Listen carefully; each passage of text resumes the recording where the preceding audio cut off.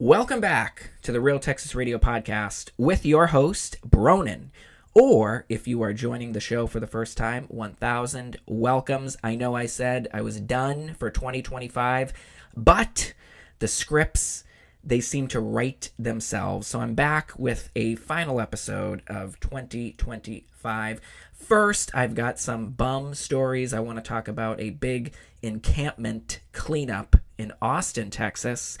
I also want to talk about a former child star on Skid Row who some fellow former celebrities tried to get help for him. And how do you think that went?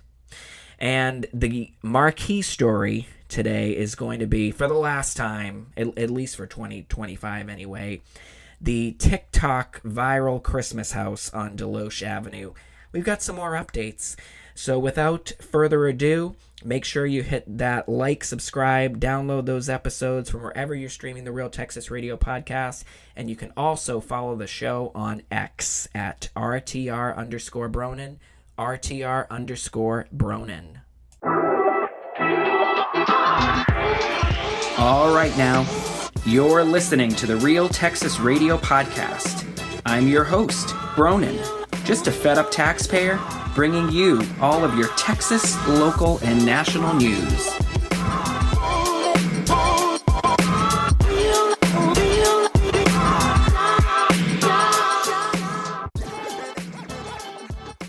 First up, we've got some bum stories. So that means we gotta play the theme song. Your story's sad to tell, a ne'er-do-well, most mixed up, delinquent on the block. Before I get into the former child star's dilemma, Tyler Chase, the former Nickelodeon star, this was a story out of Austin. And this is KXAN reporting on this story of a 3-week citywide effort to clean up encampments. Homeless encampments. You know how much that cost? Almost $1 million. Over $800,000. I'll just read you a little bit of the story here and some of the stats. After the city of Austin launched a citywide effort to clear homeless encampments to get people connected to shelter. Yeah, sure. We now have more information about how much that 3-week effort cost and what it produced. David Gray, the man in charge of Austin's homeless response effort, said the cleanup effort resulted in 669 sites visited. Some may have been repeats. More than 1,200 people engaged. There is some duplication here, too. We might have engaged somebody at a site on Monday, and maybe they migrated to a new site. Oh, you mean they didn't go right to the shelter and accept the generous, undeserved taxpayer-funded services and then got their lives back on track? You mean they just moved to another encampment? I'm shocked at this news. We happened to be at the site on Thursday, and so we engaged that person again, Gray said. 181 people were connected to shelter. This is out of 1,200. 181 went to the shelter. 87 additional were connected to services. Where did everyone else go? Austin City Council member Ryan Alter asked. I played that cut a few episodes ago. What is the theory? Just move to a different camp or what? Just, in general, a lot of times, folks were just like, okay, I'll leave, and just kind of disappeared on us, and hopefully we'll run into them again. City staff responded. Hopefully we'll run into them again? I'm kind of hoping to never run into them ever again. That's kind of my hope. 71 people were given citations by the Austin Police Department during this 3-week encampment cleanup. 22 people were arrested, mostly for outstanding warrants. That's another shock. Hundreds of tons of debris was collected. Hundreds of tons of trash that they use to litter park areas that are, in many areas, in many instances, this debris is perfect for setting a fire with, which we know the homeless, they're particularly skilled at doing. 369 staff, city staff utilized, 369 staff needed to deal with just these 1,200 bums in the encampments this round.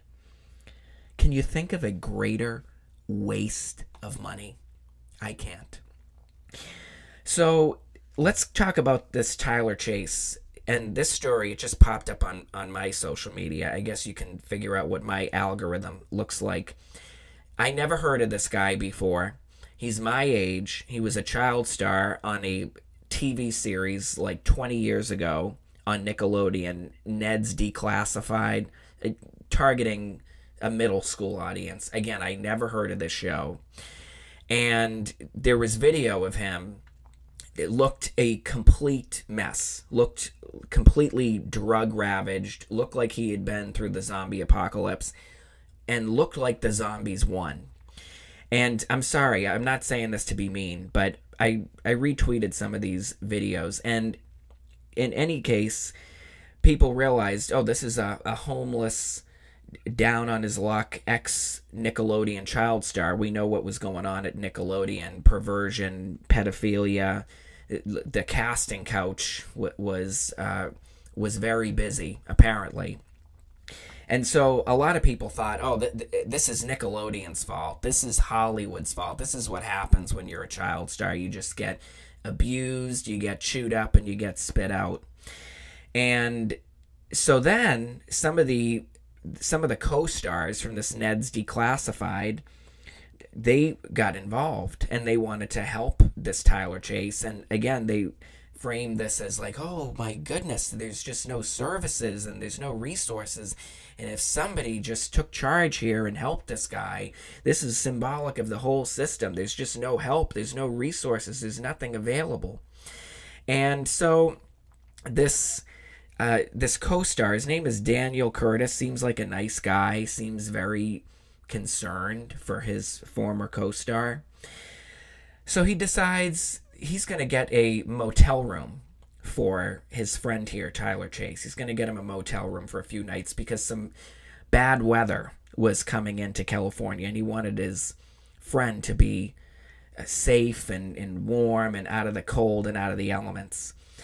And you're going to be shocked what I tell you when I tell you what happened at this motel room. What do you think happened when you left this homeless, junkie bum, criminal vagrant, mental patient, ne'er-do-well, recidivist reprobate in a motel to his own devices? What do you think happened? What do you think the motel room looked like after a few hours faced with Tyler Chase? Well, let's go ahead. I've got the cut here from Daniel Curtis Lee explaining what happened. With your families, unfortunately, Tyler Chase is not. And this is the case for millions of other Americans. All right, the hotel situation. We got Tyler shelter. Hooray. Everyone's happy. Tyler's happy. Not the case, guys. We got him into the hotel, and just that night, I receive a call from management. They're upset. The door is left open. Why is there a microwave in the tub? The refrigerator's turned over. I just feel so devastated. I'm at a loss. And his family told me that they had tried the hotel thing before and it didn't work. And I'm going to just pause right there. Do you hear what he just said? Do you hear? You can't just put them in an apartment or a motel room. You can't. They destroy it quickly. He wasn't in there one day and he destroyed the hotel room. Do you understand? It doesn't work. They're not interested in civilization. They cannot conduct themselves properly. The parents tried to help their kid. Of course they did. It sounds like he was a bum living off of them for many years after his child star career ended. He was living with them. You don't think they tried everything? You don't think they emptied their bank accounts? You don't think they were down to their last wit trying to help their child? Of course they were. Like all of these homeless people. And now you have been conned by the Democrat politicians into thinking that they're your problem now because they ended up on your street. Oh, and by the way, where's Tyler Chase from? Because it's my understanding that he is bumming around California, where we know most of the bums are. No, he's from Arizona. He's from Phoenix. I don't know too much about him, but I just looked up because I like to know where are these people from, these blow-ins, before they start demanding all of the taxpayer charity that they don't deserve, or they've got the useful idiot Democrat city councilors and other officials who are demanding the taxpayer funds at their behest, on their behalf. And you know what the parents, they told Daniel Curtis Lee, and you know what, it sounds like the parents, they were very thankful that somebody took up their child's cause, because it sounds like they were getting to be hopeless. You know what the mother said to him? Don't give him any money. Don't give him any cash. That's the worst thing you can do. If you want to put him in real danger and trouble, give him cash. So I'm going to just play a little bit more of this cut before I make my next point. Of course, Dan, why did you assume that you were going to be able to, just fix this situation? I don't even think we should be at this point, guys. 3 nights ago, when we tried to get him to the hospital, the authorities should have... I don't understand how a system could be in place, right? We have all these social systems where help should be provided for these people facing mental health issues, drug abuse issues, right? Taxpayers vote on this stuff all the time. 5150 exists. Are you feeling a little disillusioned, Daniel? Are you feeling disillusioned just like the rest of us are? Because I've already been down this path many times before. We all know, of course resources exist. Of course rehab exists. But you know what? As Daniel found out, you can bring the horse to water, but you can't get it to drink. Although I dare say Tyler Chase probably wouldn't have turned down a drink if he was offered. So what then is the solution? Are you suggesting that we detain these people, that we compel them into rehab, even though we know that the number one foundational rule of any rehabilitation and recovery program is that you personally, the sufferer, you, the victim, whatever you want to call yourself, the addict, you have to want recovery for yourself. Nobody else can want it bad enough for you to make it work. That's not how it goes. So it sounds like they were able to compel this Tyler Chase into a hospital, but you can only do that, for like 72 hours at maximum. And so you can't force people to do what they don't want to do. Or at least that's what we're told. That's what the Democrats tell us. Can't force anybody to do anything. Can't force them into mental health treatment, into any kind of services. So I think I am proposing what is a very fair alternative. Fine, we can't force you to get back on the right track, to rejoin civilization, to become productive, to stop destroying society, beating the crap out of women downtown, stabbing people. And I'm not saying this Tyler Chase is violent. Not yet, anyway. We see what happens with a lot of these homeless men. But let's open Crack Island. And you know what?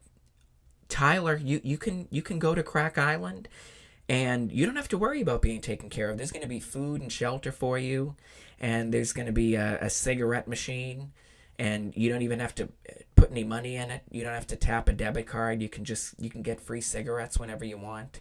We'll have to figure out where you're going to light the cigarette, though. We can't be giving any devices that cause fire to homeless people, because we know how that goes. So let's open Crack Island, and then let's see how that goes while the brilliant Democrats who are smarter than us because they went to Harvard and Stanford while they figure out what the real solution is. Because we don't want to put them in jail. That's mean. We can't force them into an asylum. That's mean. We can't make them go to court. That's mean. We can't force them into the shelter because you can't do drugs in the shelter, so they have no interest in that.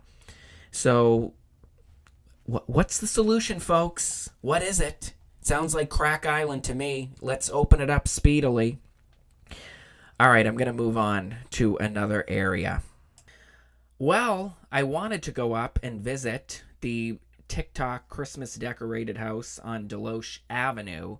I think I've been calling it Deloche Road, but it's Deloche Avenue in Preston Hollow, the exclusive mansion neighborhood in Dallas, District 13. I wanted to go up and visit for myself, but after seeing some reporting from Dallas and Fuego and his encounter with the police blockade, I found myself, I was too afraid to go up and visit the house because you know what the police were going to ask me if I try to go down Deloche Avenue between the hours of 6 p.m. and 10 p.m.?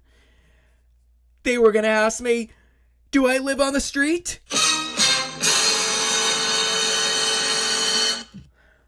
They were potentially going to ask me to identify myself and where I come from, which I thought that was one of the biggest hate crimes that could be perpetrated, according to Democrats like Adam Basildua, who just last month in November, do you remember at the Dallas City Council meeting? It was a joint meeting of the, public safety and government efficiency, when two representatives from ICE were present to answer questions before the council. And, well, let's go ahead and play it just in case you forget. Adam Basildua, council member, District 7.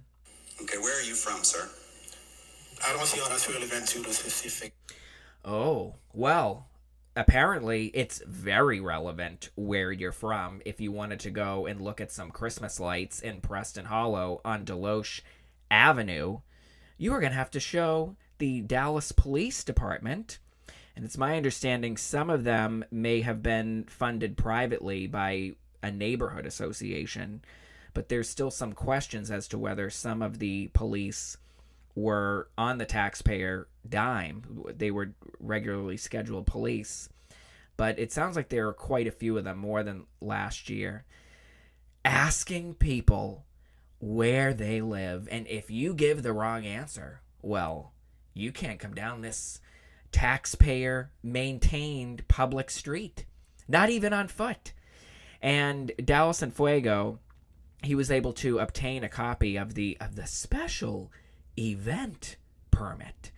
And apparently there's all kinds of problems with this permit, potentially. For one, the permit application wasn't filed 60 days in advance, and the permit, the special event permit, was filed for a block party, which I don't believe that somebody decorating their house for Christmas constitutes a block party. And this special event permit covered multiple days, mostly in December. I do want to point out that the permit was clear and explicit in saying that pedestrians should not be blocked, that this permit does not apply to pedestrian traffic, only vehicular traffic. And you know what? I'm actually fine with that. I think that makes sense. And just put yourself in these people's shoes. If you live on this street and for the month of December, you have cars blocking your street, moving at a pace of 2 miles an hour, you're trying to get home from work or you're trying to leave. So, you know what? I actually understand that. But it's the piece with the pedestrian blockade that I take issue with. What a disgrace. And none of the city councilors have commented on this publicly. And you know what? Can you blame them? I'm sure they're all running away from this morass, from this debacle. But talk about the Streisand effect. This city councilor, Gay Donnell Willis, she's really not plugged in at all. And you know what? If she had any brains or wits about her, this could have been done pretty quietly. Hey, neighbors, just pull a permit. We'll get the streets closed down to vehicle traffic, but we need to be really careful that we're not infringing upon residents. And again, it was just last month in November that the police chief and these ICE representatives, they were called before the Dallas City Council, many of the members, and they were grilled on a potential partnership with ICE, which ultimately did not happen. The police department here in Dallas is not partnering with ICE. What was the big concern over that? That the Dallas police were going to be put in a position where they were going to be asking people, particularly in a situation when they're in a car, if they get pulled over, they were going to be asking people for their papers. Oh, the horror! The horror!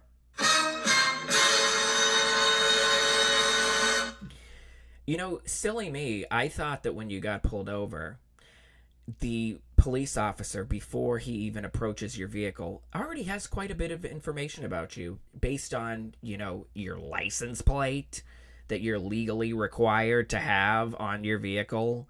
That is an identifying, a unique piece of material that identifies who you are and all kinds of information about you. So before the police officer steps up to your vehicle, they already know a lot about you, unless you're driving somebody else's car or something like that. And then the police officer, what's the first thing they're going to ask you if you get pulled over? License and registration. You ever seen television or the movies? You ever seen a cop show? Isn't that pretty standard? License and registration.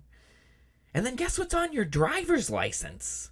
At least it's on my driver's license. Oh, my address. That tells exactly where I live, what state I live in, my zip code, my eye color, my height. I don't know if it has my weight on there. It's got my photograph on there, so they know exactly who I am, right?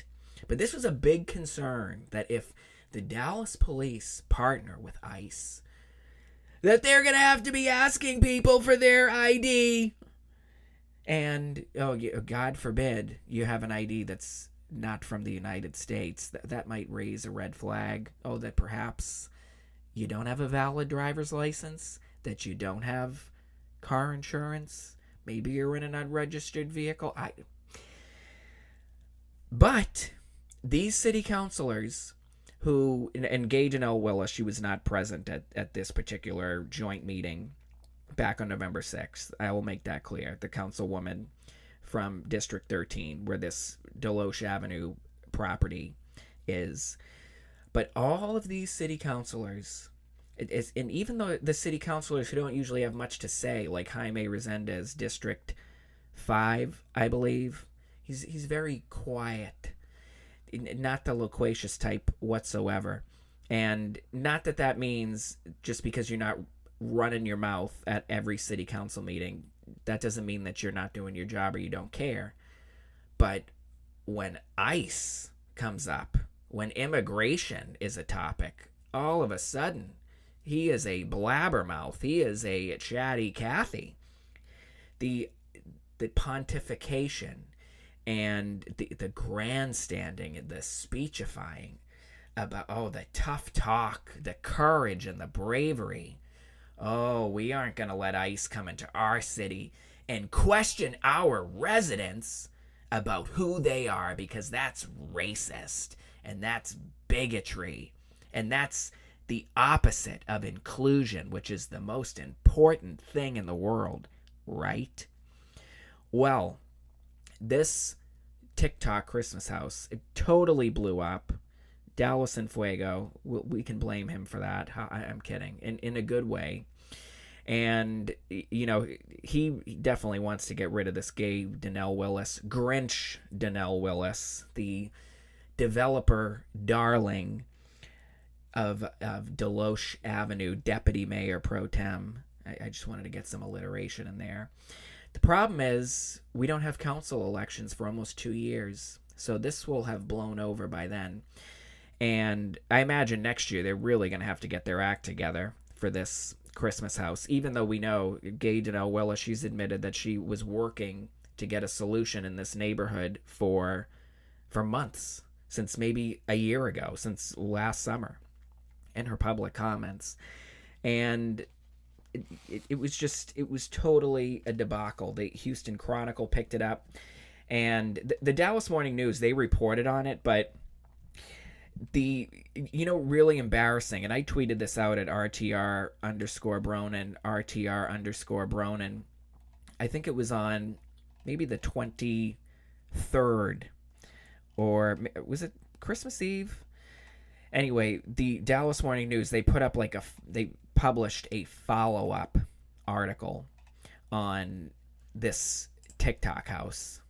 So I'll just go ahead and read to you a little bit of the article. It's brief, because the writer, she didn't really have much to say.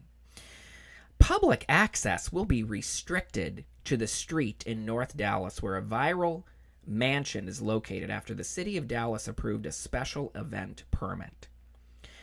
Preston Hollow Citizens for a Safer Community, a neighborhood group, obtained a special event permit that allows the group to restrict vehicle traffic on weekend evenings in December due to large crowds viewing the holiday display at 6215 Deloche Avenue. The terms of the permit require the neighborhood group to hire 4 off-duty officers to control access, according to a Facebook post from council member Grinch Donnell Willis, who represents the Preston Hollow neighborhood. And it doesn't mention anything about the potential problems of the permit, which I just explained. There was zero curiosity whatsoever in this article. There was just, I mean, this person doesn't have an X account. I mean, you wouldn't want to at least take a look at Dallas and Fuego and see his reporting on it. No, I guess not. I guess that would be too much effort. I'm reading a book now. I'm trying to finish it before the end of the year. It's called The Johnstown Flood, which was a huge flood in Pennsylvania in 1890, I believe. Over 2,200 people perished in this flood. It was horrible. And the reporters, they found out about it all over the country, particularly in the eastern states, within 24 hours of the worst of the devastation. And it was still raining. Okay, this flood occurred in the mountains in a fairly rural area. And these reporters, they packed onto trains. They didn't even pack a change of clothes, many of them. As soon as they heard about this flood, they wanted to cover the story because they sensed that it was going to be a huge story, but the telegraph lines were down in the immediate area, so nobody could get into telephone contact with this community. So they pack onto the train, but a lot of the train tracks were washed out, so they were going to have to go on foot for miles in the rain, in the mud, through floodwater if they were going to report on the ground for the story. They did. A lot of them did.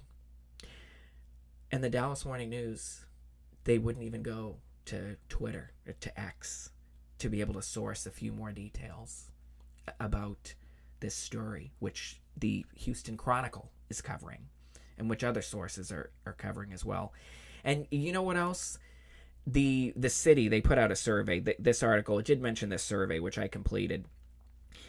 The city published a survey, which, I have to do that for my job all the time. It takes 5 minutes, 10 minutes to put a survey together, right?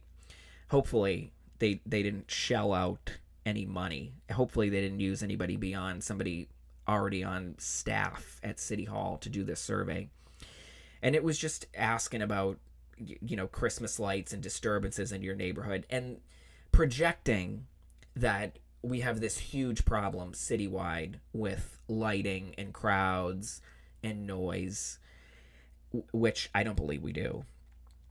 And it was targeting this one house. It was targeting this house. So hopefully the survey got flooded with those of us who are in favor of being able to display Christmas lights for a few weeks of the year.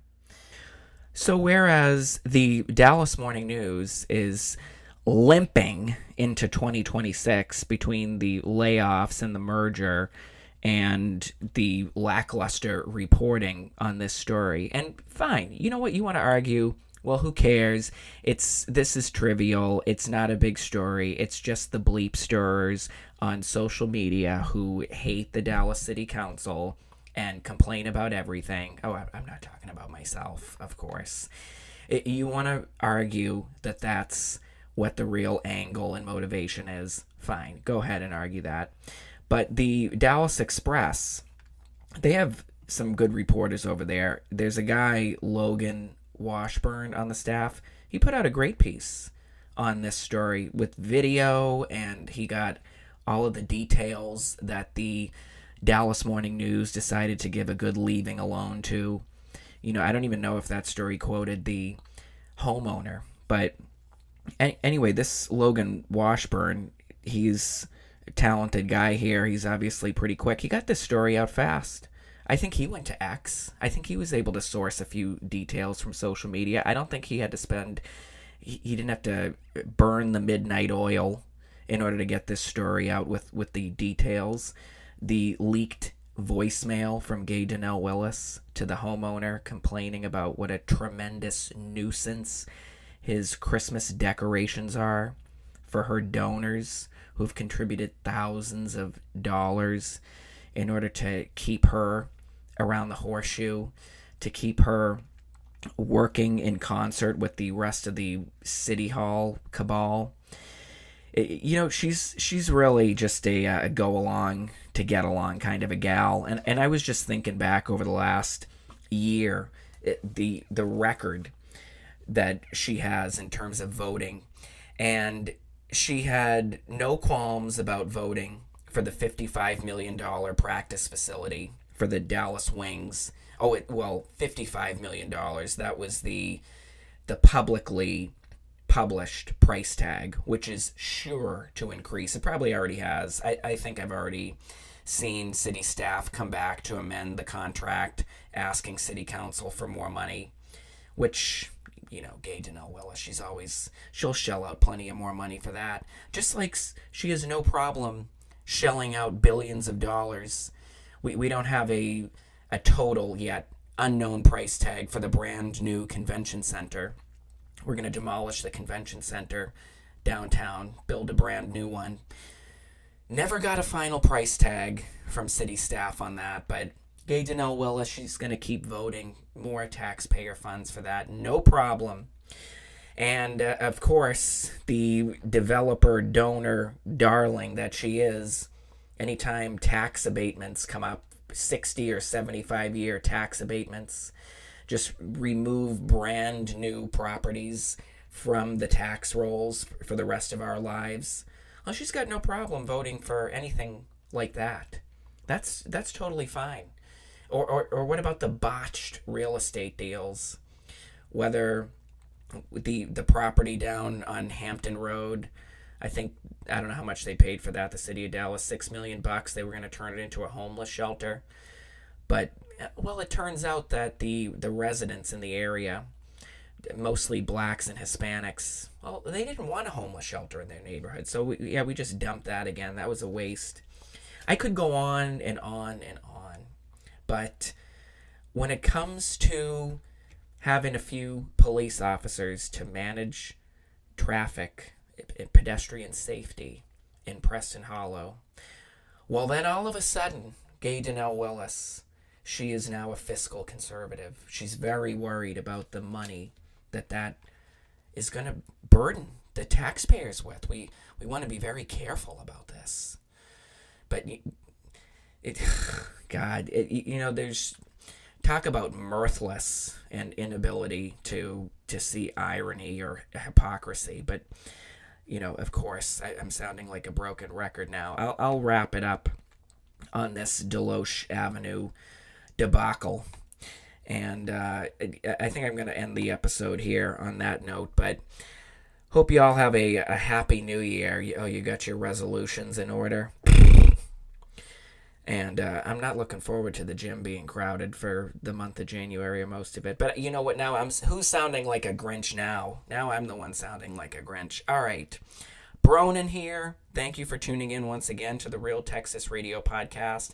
Keep tuning in. Keep listening. Follow me on X, RTR_Bronin, RTR_Bronin on X. And please, if you haven't already, give me a like, follow, download those episodes from wherever you stream the Real Texas Radio Podcast, and I will catch you in 2026.